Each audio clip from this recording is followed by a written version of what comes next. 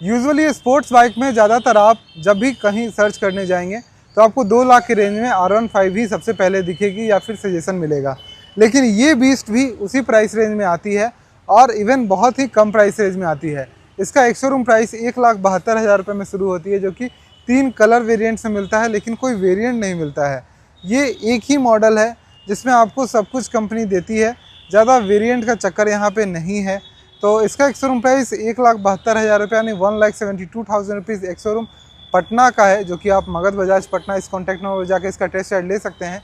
चलिए बात करेंगे कि इस बाइक में क्या मिलता है, राइड करने में बाइक कैसी है, फीचर्स कैसे मिलते हैं। ओवरऑल अगर पावर की बात करें तो वो इसके जो मेन कम्पिटिटर है R15 के मुकाबले इसमें ज़्यादा है या कम है, उस पर चर्चा करेंगे। साथ ही अगर आप टॉप स्पीड के हिसाब से बाइक लेना चाहते हैं या फिर क्विक स्पीड से यानी कि 0 to 100 0 to 80 क्विक स्पीड के हिसाब से बाइक परचेस करना चाहते हैं तो ये ज़्यादा बेटर है या फिर R15 ज़्यादा बेटर है, ये भी समझेंगे। हालांकि बाइक हमारे पास ये है तो इसको ज़्यादा एक्सप्लोर करेंगे। तो चलिए सबसे पहले मैं आपको दिखाता हूँ कि ओवरऑल इस बाइक में एक एक फीचर्स क्या आपको मिल जाते हैं। तो बाइक को चेक करेंगे तो कंप्लीट फेयरिंग लुक में यहाँ पे आपको बाइक मिलती है। अब इसका फ्रंट फेयरिंग जो है वो आपको जब 3 कलर्स लेंगे तो ब्लैक में रेड आपको मिलेगा एंड जब ब्लू कलर लेंगे तो उसमें आपको ब्लैक कॉम्बिनेशन भी देखने को मिलेगा। तो इस तरीके से 3 कलर्स आते हैं, आपको जो पसंद हो आप ले सकते हैं। अब बात करेंगे तो यहाँ पे फ्रंट फेयरिंग आप चेक करें, इसमें काफ़ी सारी लाइट्स दी गई हैं, जैसे कि आपको 2 प्रोजेक्टर LED हेडलैम्प्स यहाँ पे सामने देखने को मिलेंगे। उसके बाद इसी के ऊपर आपको लाइट्स यहाँ पे भी देखने को मिलती है, जो कि आपकी की ऑन करने से ऑन हो जाती है। उसके बाद फिर से लाइट आपको देखने को मिलेगी, जो कि इंडिकेटर्स भी यहाँ पे आपको LED दे दिए गए हैं, जो कि लगभग 1-1.5 साल पहले अपडेट हुई है। हालांकि ये सारी चीज़ें आपको स्पोर्ट्स बाइक में ब्रांड को शुरू से ही देनी चाहिए, जो कि अब कंपनी आपको प्रोवाइड कर रही है। और अच्छा है कि कोई वेरिएंट नहीं है, तो आप जब भी लेंगे तो आपको सारी चीज़ें जो मिल रही हैं बाइक में वो मिलेगी ही। चलिए आगे बढ़ते हैं। तो यहाँ पे ये स्टिकर माध्यम से वाइट कलर दिया गया है, जो कि आप यहाँ पे चेक कर रहे हैं। पेंट कलर जो है, स्कीम जो है वो आपका रेड ही है। तो अगर आप उस स्टिकर को हटा देते हैं तो कंप्लीट रेड यहाँ पे महसूस होगा यानी फील होगा आपको। और यहाँ पे पल्सर का लोगो, हालांकि लोगो जो है स्टिकर के ऊपर लगाया गया है, वो आप चेक कर सकते हैं। बाकी फेयरिंग लुक आप चेक करेंगे कैसा है, और फेयरिंग इसका काफ़ी मजबूत है, ये मैंने चेक किया है तो बहुत मजबूत टाइप का यहाँ पे फेयरिंग आपको देखने को मिलता है, जिसमें काफ़ी सारी चीज़ें इनबिल्ट की गई है। जैसे आपका इंडिकेटर हो गया फ्रंट फेयरिंग में, LED हेडलैम्प, प्रोजेक्टर, ये सारे मतलब सब कुछ लगभग फेयरिंग में ही आपको यहाँ पे देखने को मिल जाता है। रेस स्पोर्ट यहाँ पे लिखा गया है, आपका कार्बन फिनिशिंग्स यहाँ पे दी गई हैं एंड यहाँ पे दी गई हैं, तो वो आपको देखने को मिलेगा। अब फ्रंट व्हील पे आ जाते हैं तो यहाँ पे आपको जो टायर्स मिलेंगे वो आपको मिलेंगे काफ़ी ही बेहतर, काफ़ी ही चौड़े, जो कि कंपनी के हिसाब से काफ़ी अच्छे हैं। पहले मैं आपको यहाँ पे बता दूँ अलॉय व्हील, तो यहाँ पे अलॉय व्हील आपको इस तरह के कोई डिज़ाइन के मिलेंगे, जो कि काफ़ी अच्छा लगता है। डिस्क ब्रेक आपको 300 mm का मिलता है विथ डुअल चैनल ABS, जो कि आपको आगे और पीछे दोनों ही पहिया में आपको ABS देखने को मिलता है। मैं आपको इधर से भी इसके अलॉय व्हील के डिज़ाइन को चेक यहाँ पे करवा दूँ तो कैसा लग रहा है, काफ़ी बेहतरीन लगता है। और 110 सेक्शन के आपको रियर टायर्स देखने को मिलेंगे, 110, 70, 17 का, और ये भी काफ़ी अच्छा टायर है। इस एरिया से भी अगर मैं दिखाऊं तो यहाँ पे भी आपको रेस स्पोर्ट लिखा गया है, नीचे फेयरिंग यहाँ पे कवर की गई है, जो कि आप यहाँ पे चेक करेंगे। अब यहाँ पे आप चेक कर सकते हैं ब्रेक लीवर्स, बाकी इधर भी आप चेक करेंगे। और इसकी दूरी बहुत कम है, तो जिसकी उंगलियां छोटा है उनको भी कोई दिक्कत ऐसा खास नहीं होगी। अगर यहाँ से स्ट्रेट बार होता तो दिक्कत होती है, हालांकि ऐसे दिक्कत नहीं होगी। हाई बीम लो बीम का स्विच, मोड बटन है क्योंकि आपको इसमें राइडिंग मोड्स मिल जाते हैं, जो अभी हम चेक कराएंगे।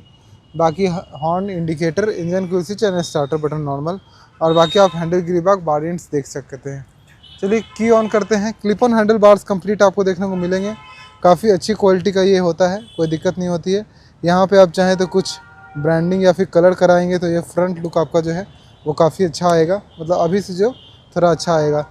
आपको यहाँ पे थोड़ा कलरफुल डिस्प्ले देखने को मिलता है, जो कि मैं फिर से एक बार ऑफ करके ऑन दिखाऊँ, ऐसा कुछ देखेगा, जिसमें Bluetooth connectivity and 3 road modes मिल जाते हैं, तो road, rain and off road.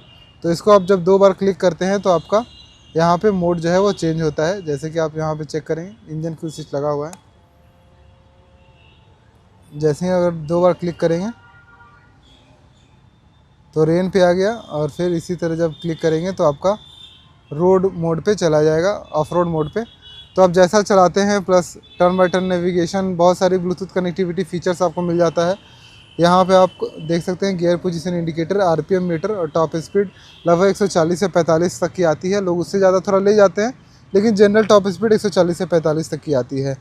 यहाँ पे आप चेक कर सकते हैं। बाकी 2 बटन्स यहाँ दिए गए हैं ट्रिप मीटर के लिए या फिर मोड को स्विच करने के लिए। एक USB टाइप चार्जिंग पोर्ट आपको देखने को मिलेगा। आप on the go mobile charge कर सकते हैं जब आप ट्रिप पे जाएं। और इसका राइडिंग डायनामिक्स थोड़ा सा अच्छा है, जैसे कि अभी मैं आपको बाइक पे बैठकर चेक करा रहा हूँ। तो जब इस पर मैं बैठता हूँ ना, तो थोड़ा सा उतना ज़्यादा लीन नहीं होना पड़ता है जितना R15 में लीन होना पड़ता है, जिससे कारण ये मुझे उससे थोड़ा सा ज़्यादा यहाँ बेटर लगती है कि अगर आप सिटी ट्रैफिक में ज़्यादा चलाते हैं बाइक को तो आपको उतना ज़्यादा तकलीफ़ नहीं होगा। बाकी इधर चेक करेंगे तो 6 गियर ट्रांसमिशन के साथ ये इंजन आती है। साइड स्टैंड, सेंटर स्टैंड तो इसमें आता नहीं है, क्योंकि R15 में भी नहीं आता है, स्पोर्ट्स बाइक में आता ही नहीं है। बाकी यहाँ पे आप चेक कर सकते हैं 1 2 3 4 5 6 स्टिकर के माध्यम से यहाँ पे दिया गया है। और गियर शिफ्टिंग अभी हम बात करेंगे बाइक को चलाते हुए। ये आप देखिए काफ़ी अच्छा कॉपर कलर का आपको इंजन कवर यहाँ पे दिया गया है। बाकी चेन भी अच्छी क्वालिटी का यूज़ किया जाता है, और कवरिंग यहाँ तक दिया गया है इधर। और पीछे साड़ी गार्ड के बाद पीछे एक टायर हगर आपको देखने को मिलता है। अब टायर हगर जो है वो सिंगल साइड से कवर किया गया है, और इसमें रड्स यूज़ किए गए हैं लोहा, तो कभी भी झुकेगा नहीं, उतना कोई ख़ास दिक्कत नहीं आएगा। टायर आप यहाँ पे चेक करिए, पीछे का जो ओवरऑल लुक है। और यहाँ पे मैं आपको इधर से भी चेक करा देता हूँ टायर। तो ये आप चेक कीजिए, यहाँ पे आपको मिलता है 140/70/17 का टायर, जो कि चौड़ाई जो है वो जितनी R15 की आती है लगभग उतनी ही है। तो ऐसा कोई ख़ास आपको दिक्कत नहीं होगा। रियर इंडिकेटर्स आपको बहुत अच्छे लगेंगे देखने में, मतलब इसका एक ख़ास अट्रैक्शन है, मुझे काफ़ी बढ़िया लगता है रियर का इंडिकेटर। बाकी आपको यहाँ पे टेल लाइट जो है वो थोड़ा सा इसमें अंदर की ओर दिखता है, तो वो ग्लो करेगा, तो वो आपको ऐसा लगेगा देखने में। बाकी यहाँ पे नीचे लाइट आपको देखने को मिल जाएगी छोटी सी, जो आपके नंबर प्लेट पे आती है, आप चेक कर रहे होंगे। यहाँ पे 3 LED में है, तो सब कुछ लगभग यहाँ पे LED दिया गया है। अब बल्ब जो है यहाँ से हटा दिया गया है। अब यहाँ पे 6 step adjustable Nitrox gas field monoshock आपको देखने को मिलता है।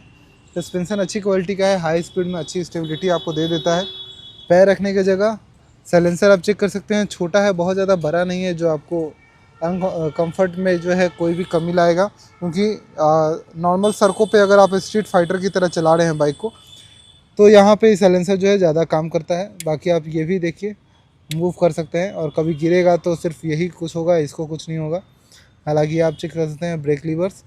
बाकी इधर भी आपको कॉपर कलर का इंजन कवर आपको दिया गया है, जो कि काफ़ी अच्छा लगेगा।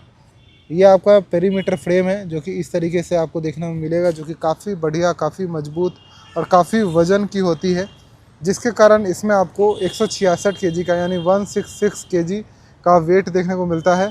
एंड 153 mm का आपको नीचे ग्राउंड क्लियरेंस मिलता है, जो कि स्पोर्ट्स बाइक के हिसाब से ठीक है। और अगर सीट हाइट की बात करें तो 810 mm का सीट हाइट आपको देखने को मिलेगा। तो 5.6 से ऊपर कोई भी इंसान आराम से चला सकता है। 5.4 इंच के अगर आप हैं तो टिप टो करके आपको चलाना पड़ेगा, उस हिसाब से आप देख सकते हैं। बाकी इस एरिया में आप चेक करेंगे तो आपको एक थोड़ा सा जालीदार दिखेगा, जो कि एयर फिल्टर का एरिया अंदर जाता है, और हल्का एयर सक करने के लिए इस तरह से बनाया गया है डिज़ाइन, और ये अच्छा भी लगता है, कोई खास ऐसा दिक्कत नहीं है। शिफ्ट की कसनिंग अच्छी है। अब यहाँ पे ग्रैब रेल आपको देखने को नहीं मिल रहा होगा, क्योंकि यही पकड़ने का एरिया है, तो जो लोग बैठेगा उसको यही पकड़ने को मिलेगा, इधर कुछ नहीं, बस यही पकड़ने को मिलेगा, तो वो चेक कर सकते हैं।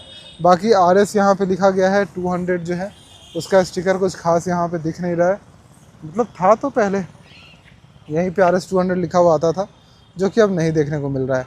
चलिए बाइक को राइड करके चेक करते हैं कि बाइक अब चलने में कैसी है। तो चलिए बाइक चलाकर चेक करते हैं चलने में कैसी है। अब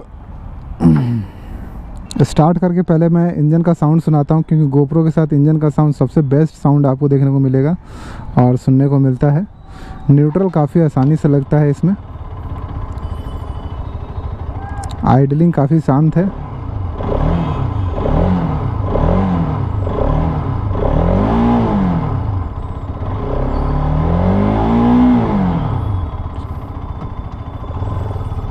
ठीक ही साउंड है, बहुत ज़्यादा नॉइसी नहीं है, मतलब बहुत ज़्यादा हल्ला नहीं करता है।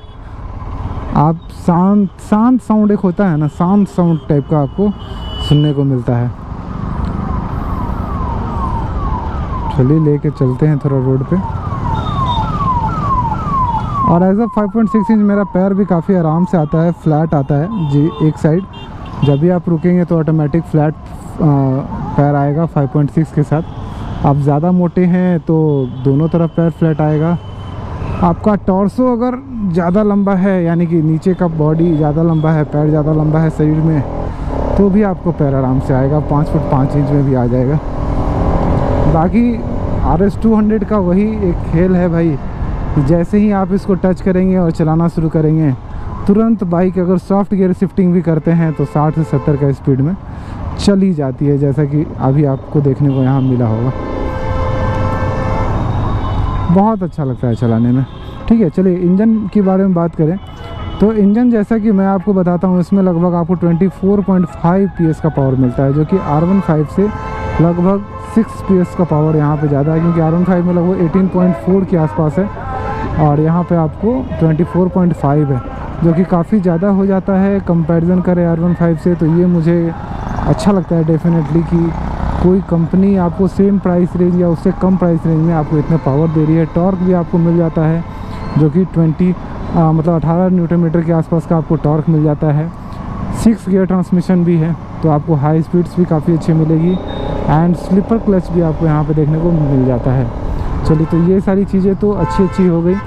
अब बात करें तो इसमें एक USD फोक्स क्यों नहीं है, आई डोंट नो कि किसी वेरिएंट में इसका आता है, क्योंकि इस वेरिएंट में आपको USD फोक्स देखने को नहीं मिला होगा।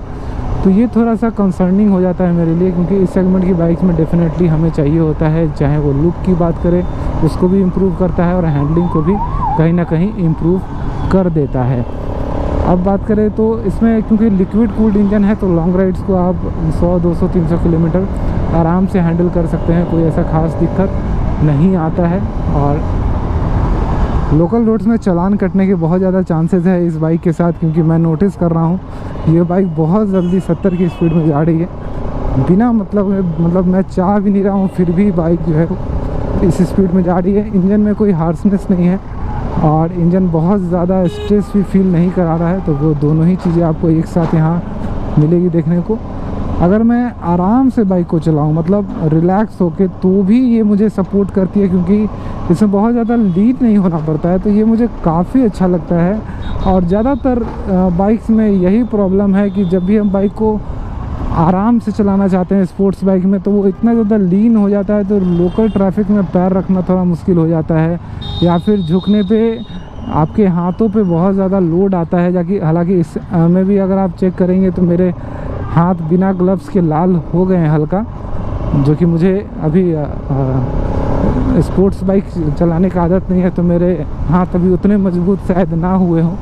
और आपके अगर स्पोर्ट्स बाइक आप रोज़ चलाते हैं तो आप मजबूत हो गए हैं, लेकिन मेरा कंधा पूरा मजबूत है कि मैं अगर अपने दोनों चेस्ट की बात करूं और या फिर अपने बैक की बात करूं, तो मेरा ये इतना मजबूत है लॉन्ग टूर करते करते या फिर थोड़ा जिम कर लेते हैं तो उससे ये दर्द तो नहीं होता है। तो अगर आपको भी अगर आपके हाथों में, कंधे में या फिर बैक पेन हो रहा है तो थोड़ा मोड़ा जिम ज्वाइन कर लीजिएगा, तो उस एरिया का मसल जो है मजबूत हो जाएगा, तो आपको फिर वो दर्द नहीं होगा जो कि शुरुआत में होगा, या फिर बाइक चलाते चलाते भी वो मसल्स मजबूत हो जाते हैं, तो वो भी आपको यहाँ दिक्कत नहीं होगी। बाकी मुझे चलाने के हिसाब से बेटर लगती है बाइक। लगभग 157 mm का ग्राउंड क्लियरेंस है, जो कि वो भी बढ़िया है। रियर का मोनोशॉक अच्छा काम करता है, आपको बहुत ज़्यादा झुलाएगा नहीं बाइक को। और वेट जो है ये भी आपको पसंद आएगा, क्योंकि 166 kg का वेट 200 cc में ज़्यादा है, लेकिन हाई स्पीड्स में कंट्रोल को बढ़ाता है, तो यहाँ ठीक भी है। ठीक है ना, जैसा आपका पसंद हो, मतलब मैं पर्सनल ओपिनियन यहाँ पे दूँ या आपका ओपिनियन लूँ, दोनों ही केस में जैसा आपको पसंद हो आप रख सकते हैं। पिलियन के लिए कोई भी स्पोर्ट्स बाइक बेटर नहीं होती है। इसमें ग्रैब रेल अगर बाहर की ओर होता तो थोड़ा सा कंफर्टेबल हो जाती, लेकिन क्योंकि ग्रैब रेल अंदर की ओर है, यानी कि हाथ ऐसे अंदर करना पड़ता है, तो थोड़ा सा अनकंट्रोल्ड है। तो हल्के स्पीड में, जैसे अभी मैं हल्का 40-50 अगर चलाऊँ 60 की स्पीड में चलाऊँ तो मुझे कंफर्टेबल लगेगा। और अगर इससे ज़्यादा स्पीड में चलाऊँ तो मैं जिसको पीछे बैठा रहा हूँ उसकी इज्जत नहीं कर रहा हूँ। अगर मैं 60-70 या फिर ज़्यादा पिकअप में चला रहा हूँ तो मैं उसको इज्जत, उसकी जान की परवाह नहीं कर रहा हूँ, क्योंकि इससे सड़ जाएगा वो पीछे। अगर ज़्यादा स्पीड में झटका लेंगे, हम पिकअप लेंगे तो। और हालांकि जो आप देखते होंगे जो बेकार से लोग होते हैं जिनकी जान की कोई कीमत नहीं होती है, वो पीछे बैठ के उसी तरीके से बाइक चलाने को ऑर्डर दे देते हैं राइडर्स को, तो उनकी बात ना करें। पीछे बैठाना कंफर्टेबल नहीं है, सिंपल बात। चलिए बाइक और थोड़ा सा देखें। खुद चलाने के लिए मुझे मज़ा आ रहा है बाइक चलाने में। माइलेज की बात करें तो अगर आप क्रूज़ कर रहे हैं 80-90 की स्पीड में, अगर आपने मान लिया, प्लान बना लिया कि भाई चलो आज पटना से नेपाल चलते हैं 400-500 किलोमीटर, तो आप जा सकते हैं 80-90 की स्पीड में और एक दिन में आप आराम से पहुंच जाएंगे बाइक के साथ, अकेले चलाकर, पिलियन बिना। और सामान वामान थोड़ा मोड़ा रख सकते हैं, 2-3 बैग, तो उसके साथ आप आराम से जा सकते हैं। माइलेज आपको उस केस में 35 का मिलेगा, क्योंकि आप 80-90 की स्पीड में चलाएंगे। अगर आप 50-60 की स्पीड में डेली ड्राइव करते हैं तो आपको 40, 42, 43 ऐसा माइलेज मिलेगा। अगर आप डेली रश राइड करते हैं पटना में, लाइक अगर जैसे मैं ऐसे चलाऊँ, ऐसे चलाऊँ, ऐसे चलाऊँ, तो इस केस में आपको फिर 35 का माइलेज, 35 के आसपास का मिलेगा। तो होपफुली आप समझ गए होंगे कि बाइक कितना माइलेज देगी और किस किस टर्न में आपको कैसा कैसा माइलेज देगी, कहाँ कहाँ पे। ठीक है, लोकल में ज़्यादा ट्रैफिक में चलेंगे तो उस समय भी आपको बिना रश राइड किए हुए भी 35 का माइलेज मिलेगा।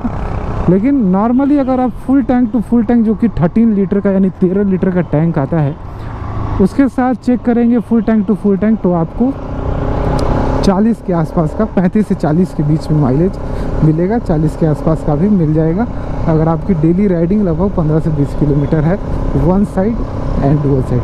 चलिए हो गया, होपफुली मैंने आपको ढंग से बाइक को समझा दिया होगा। प्राइस 1,72,000 रुपये है। अगर आप मैं आपको बताऊं, थोड़ा सा और ऐड करते हैं इसमें कुछ चीज़ें जो कि बहुत ज़रूरी है। बाइक जो है हमेशा ज़्यादातर समय जो है वो एक्सीलेटर पे चलेगी। जैसे अगर आप, मैं अभी ये जो फ्लाईओवर चढ़ रहा था, मैं उतरने के समय दिखाता हूँ। ये थोड़ा सा हम यहाँ से उतरने की कोशिश करेंगे। मुझे R15 से बेटर लगती है इसकी हैंडलिंग, क्योंकि अभी जैसे R15 चलाता हूँ ना, तो क्योंकि डेली का आदत है नहीं स्पोर्ट्स बाइक चलाने का, तो उसमें क्या होता है ना कि इतना वो झुका देता है ना, और टंकी इतना ऊंचा है उसका कि सीट और टैंक जो दोनों का गैप है इतना कम हो जाता है ना कि एकदम ऐसा लगता है कि ऐसे सटे हुए हैं बाइक में, छाती सटा के तो वो थोड़ा अजीब लगता है मुझे। वो चीज़ यहाँ पे नहीं है। तो सेम सेगमेंट टाइप की बाइक में आपको ये वाला यहाँ बेनिफिट मिलता है। अब यहाँ पे जैसे ही मैं आपको दिखाऊं कि जैसे ही मैं एक्सीलेटर को छोड़ देता हूँ, बाइक 4th गियर पे है, पुल ढुल रहा है, फिर भी बाइक स्लो हो रही है। जैसे 22-21 का स्पीड, अब 22 की स्पीड पे आ गई।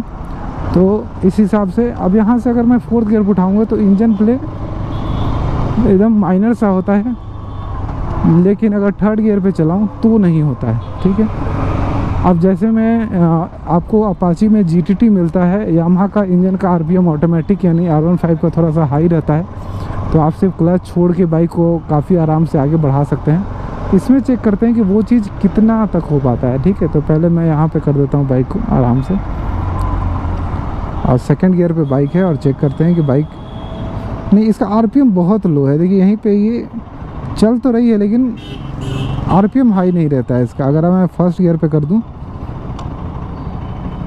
तो बाइक बंद नहीं होगी, बाइक लगभग 7 की स्पीड में चलेगी। जो GTT वाला फीचर है वो इसमें मिलता है, लेकिन लो RPM के साथ मिलता है, तो इससे क्लच क्लम डैमेज होगा। और ट्रैफिक में आपकी बाइक जो है वो बहुत ज़्यादा माइल यानी तेल नहीं पिएगी, बहुत ज़्यादा आपका पॉकेट नहीं खर्चा करेगी, जो कि R15 में ट्रैफिक में ज़्यादा पैसा खर्च हो जाते हैं। या फिर अगर आप बात करें तो अपाची सीरीज़ की बाइक में भी ट्रैफिक में थोड़ा ज़्यादा पैसे खर्च हो जाते हैं, लेकिन फिर भी R15 इसे थोड़ा सा ज़्यादा माइलेज दे देता है। कारण ये है कि उसमें 155 सीसी का इंजन है, प्लस वो VVA है, तो उसके कारण भी आपको थोड़ा सा मिल जाता है, छोटा इंजन होने के कारण। लेकिन पावर भी कम है, 18.4 है, तो वो भी आपको ध्यान रखना होगा। टॉर्क भी यहाँ 18 मिल रहा है लगभग, वहाँ लगभग 14 मिल रहा है। इसमें भी 4 का अंतर है और पावर में भी 4 का अंतर है। बाकी सभी चीज़ें तो ठीक ठाक मिल जाती है। काफ़ी बढ़िया पिकअप है, पसंद आ रहा है मुझे। ये जो रेड लाइट्स हैं ये आपको मतलब थोड़ा सा अलर्ट करके रखती है, ऐसा लग रहा है मुझे। मतलब मेरा नज़र बार बार चला जा रहा है उस पर। ब्रेक्स भी बढ़िया है इसमें, आपको रेंज अच्छा है मतलब क्लिक करने का। इसके थोड़ा प्रीमियम हो सकते थे ब्रेक लीवर्स, हालांकि प्राइस क्योंकि हमेशा बजाज अपने कंपटीटर से कम रखता है 15-20 हज़ार के आसपास का, तो वो एक बड़ा कारण है इन सभी चीज़ों में, जैसे यूएसडी फॉक्स ना होना। बाकी जो नेसेसरी चीज़ें हैं जैसे क्लिप ऑन हैंडल बार्स, इन सभी चीज़ों में ये कोई भी कोताही नहीं करता है। और जैसे कि आपका जो टायर प्रोफाइल हुआ या फिर टायर की क्वालिटी हुई, इन सभी चीज़ों में कोई भी कटौती नहीं करता है। जो इंजन की पावर है वो भर भर के देता है, जैसे कि NS 125 में भी आपको 12 PS की पावर मिलती है, जो कि और कोई भी ब्रांड आपको नहीं देता है। तो अगर आप पटना में इस बाइक का टेस्ट राइड लेना चाहते हैं तो मगध बजाज कुम्हरार पटना जा सकते हैं। कॉन्टैक्ट नंबर एड्रेस सामने आपको दिख रहा है, जाइए टेस्ट राइड लीजिए। मुझे भी बताइए कि आपको R15 बेटर लगती है या फिर RS 200 अच्छी लगती है, मुझे ज़रूर बताइएगा। Thank you, bye bye.